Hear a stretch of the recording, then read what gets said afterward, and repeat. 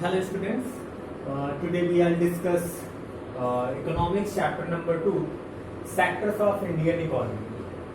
So this is the next video of this chapter.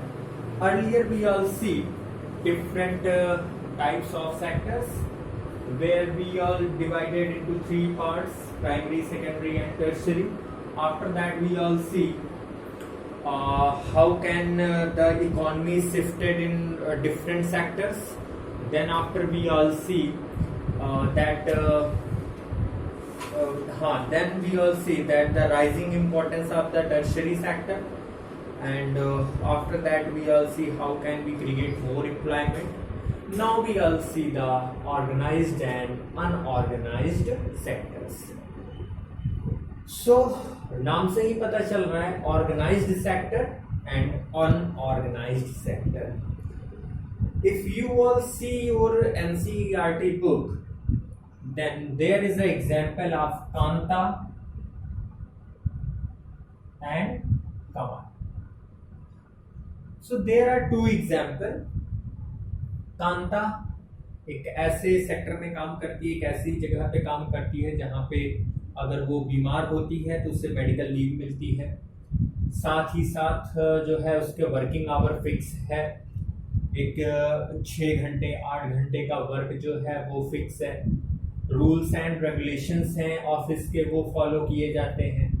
जो minimum wage है, जो salary है फिक्स, वो दी जाती है.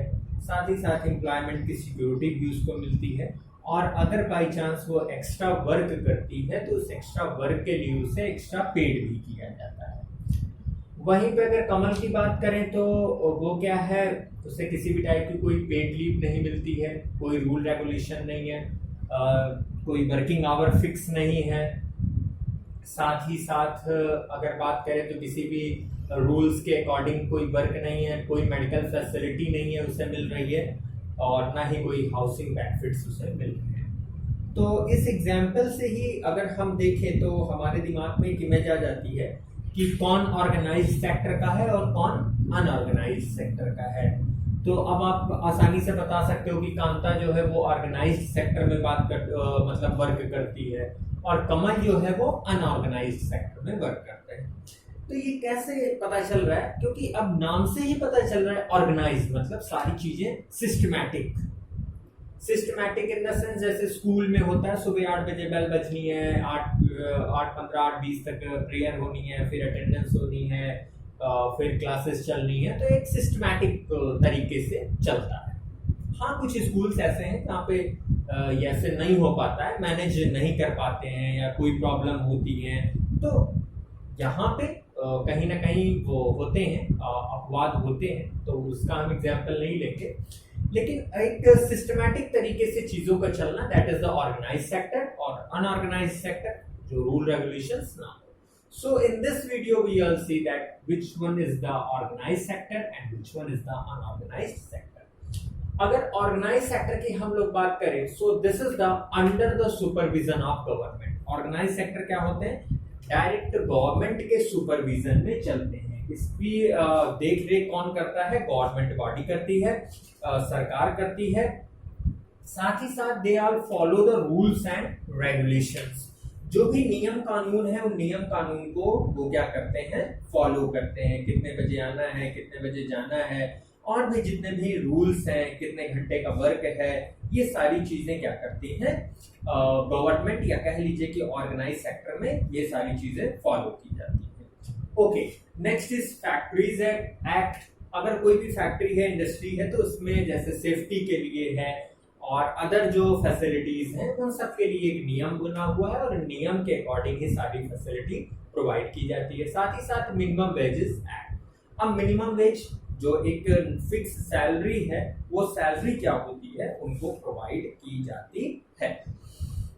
ओके, नेक्स्ट अगर हम लोग बात करें तो द फिक्स्ड वर्किंग आवर्स, काम करने के जो घंटे हैं वो क्या है? बिल्कुल फिक्स है कि इतने घंटे ही आपको क्या करना है? काम करना है. Next is paid leaves and paid for overtime. अगर कोई ओवरटाइम करता है, एक्स्ट्रा वर्क करता है तो या छुट्टी पे जाता है तो उसके बदले में भी उसे क्या किया जाता है? पेमेंट किया जाता है. तो अगर हम लोग देखें तो जैसे छुट्टी लेना है, या कह लीजिए कि वर्किंग आवर की बात करें, सिक्योरिटी की बात करें जॉब की, तो ये सारी फैसिलिटी हमें कहाँ मिलती है? ऑर्गेनाइज्ड सेक्टर में मिलती है। Okay, medical and housing facilities benefits भी कहाँ मिलते हैं? ऑर्गेनाइज्ड सेक्टर में मिलते हैं। अब इसके अगर अपोजिट हम लोग अनऑर्गेनाइज्ड सेक्टर की अगर बात करें, तो अनऑर्गेनाइज्ड सेक्टर क्या होता है? Outside the control of government. इसके ऊपर गवर्नमेंट का कोई भी नियंत्रण नहीं होता, कोई भी कंट्रोल नहीं होता है। और ये क्या होता है कि ये तो इंडिविजुअल का हो सकता है या ग्रुप ऑफ पीपल का हो सकता है। Okay, rules are not follow. इसमें क्या होता है? कोई भी नियम फॉलो नहीं किए जाते हैं। जो ओनर होता है, उस ओनर के अकॉर्डिंग क्या होते हैं? टाइम टू टाइम रूल्स क्या होते रहते हैं? चेंज होते रहते हैं। ओनर का जब मन हुआ वो क्या कर देता है? रूल्स को चेंज कर देता है। That is the unorganised sector. Next, no factories act. किसी भी टाइप का कोई फैक्ट्री एक्ट नहीं होता। अगर मान लीजिए कोई बीमार हो जाता है तो उसे छुट्टी मिलती है बाई चांस। पहले तो छुट्टी दी नहीं जाती है। अगर मान लीजिए बाई चांस छुट्टी मिलती भी है तो बदले में उसकी सैलरी क्या कर दी जाती है? उतने दिनों की कट कर दी जाती है। और किसी भी टाइप की कोई सिक्योरिटी नहीं होती है रोजगार की, एम्प्लॉयमेंट की। वो फिक्स नहीं होता है कि आप क्या है, अब यहाँ पे आपको वर्क मिल गया तो आप फिक्स हैं, आप यहाँ पे काम करेंगे। ऐसा कुछ भी, कोई भी फैसिलिटी उन्हें नहीं मिलती है। साथ में अगर हम लोग बात करें तो नो पेड लीव्स, किसी भी टाइप्स का, किसी भी तरह का उन्हें कोई पेड लीव नहीं मिलता है।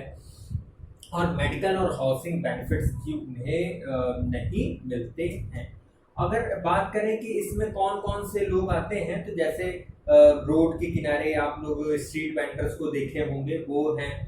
और साथ में जो लेबर्स होते हैं, आपने देखा होगा चौराहे पे, कभी कुछ चौराहे ऐसे होते हैं जहाँ पे खूब ढेर सारे लोग इकट्ठा होते हैं सुबह से आके, और जिसको जरूरत होती है वो क्या करता है? 2-3 लोगों को लेके जाता है अपने घरों पे काम करवाने के लिए। अब उनसे कोई भी काम करवाना है, जुड़ाई करवाना है, बोझा उठवाना है, गड्ढा खुदवाना है, कुछ भी काम जो कुछ भी है वो सारा कुछ वहां से करते हैं।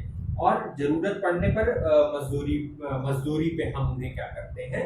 लेके आते हैं। सो this is the unorganised sector. ये क्या है? अनऑर्गेनाइज्ड सेक्टर के लोग हैं।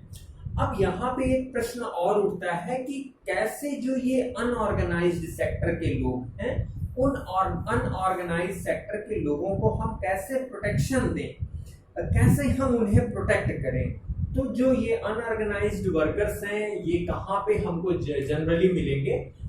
दो सेक्टर्स में, दो एरियाज में मिलेंगे। तो रूरल एरिया में मिलेंगे, और साथ में क्या मिलेगा? अर्बन एरियाज में भी हमको ये अनऑर्गेनाइज्ड सेक्टर के लोग मिलेंगे।